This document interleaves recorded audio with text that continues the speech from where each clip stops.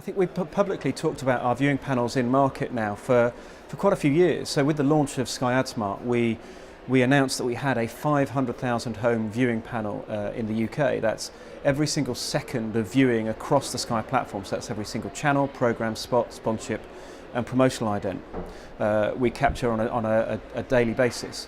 And then more recently we announced that we have expanded our panel capability to an alternate day panel that is now in excess of 3 million households, offering that same flexibility and functionality for programme, spot and sponsorship.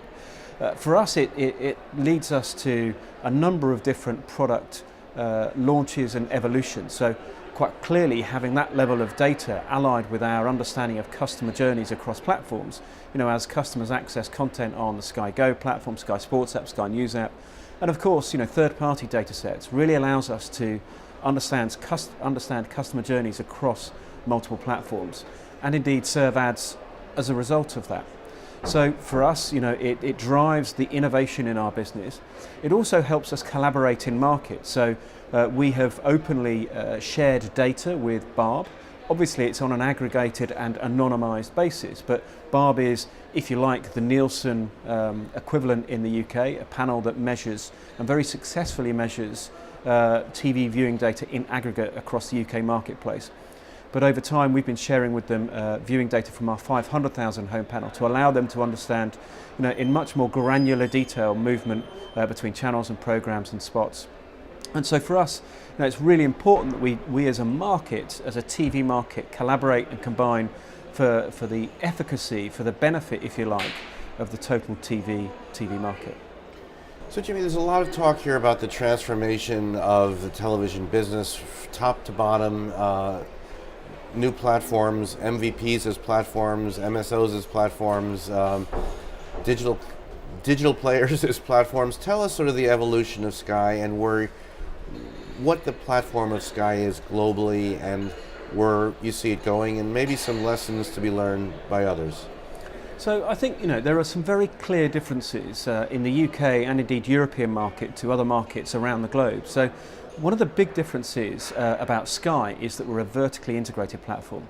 What I mean by that is that we are obviously a pay TV, satellite and OTT platform. We're also a content owner, so we have channels, programs, content that that exists on that platform and indeed other pay TV platforms in the UK. But we're also a sales house. So Sky Media, the advertising sales division of Sky, sells on behalf of all of Sky's wholly owned channels, but also the likes of NBCU, Discovery, Viacom, Channel 5, those sorts of brands. And that capability allows us to operate across the whole spectrum, if you like. And so whereas in the US, the platform operators tend to offer addressability and targeted advertising only in those cable opt-out minutes, we as a vertically integrated platform offer addressability and targeted advertising across the full spectrum of advertising minutes across the day and across channels. So we've expanded beyond the Sky wholly owned channels, but also into our media partner channels. So we've launched Sky AdSmart, or Addressable TV product, with NBCU, with Fox, with A&E networks, and with more channels, Viacom digital channels, and then Channel 5, it goes live. I think it's in and around Q1 2017. So Jamie, just to clarify, so you're selling all that inventory on those cable programmers' channels, or is it sort of how does that work? So we're a third-party sales house as well as selling Sky's content. So we sell advertising on behalf of all of those channels that I just mentioned, so NBCU, Discovery, Viacom, A&E, etc. And we represent their sales in market. So in the UK there are 3 major sales points: ITV, Channel 4 and Sky. And Sky represents all of those channels and its own brands. So is it sold as sort of as conventional campaigns, or is it sold as truly addressable? It's a real mix. I think it's really important that we understand that advertisers, not just today, but I think forever, will want to have flexibility and optionality on how they trade TV. So for some advertisers, it's really still going to be about those big, broad, brand building, fame building campaigns. But for others, it will be about targeting and identifying exactly the right audience.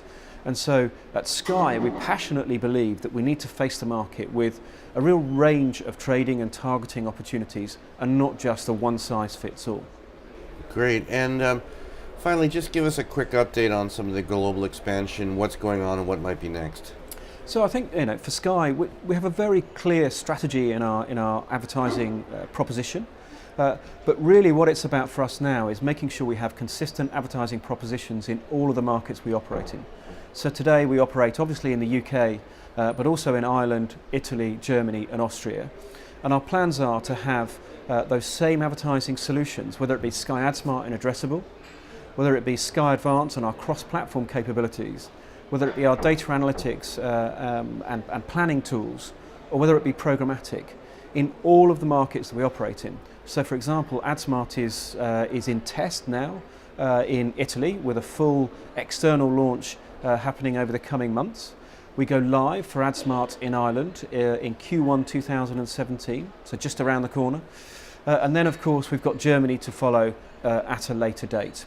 And then as we evolve our products in the UK, if you like, we're going to lift and shift those products, replicate those products in all the different territories as the inventory and the market demands or requires, and as we prove out the efficacy and effectiveness of the products and solutions in the UK. Or indeed it can move the other way, as we build great products and advertising placements and things like that in Italy and Germany, we'll bring them to the UK, so the opposite direction of some of these products.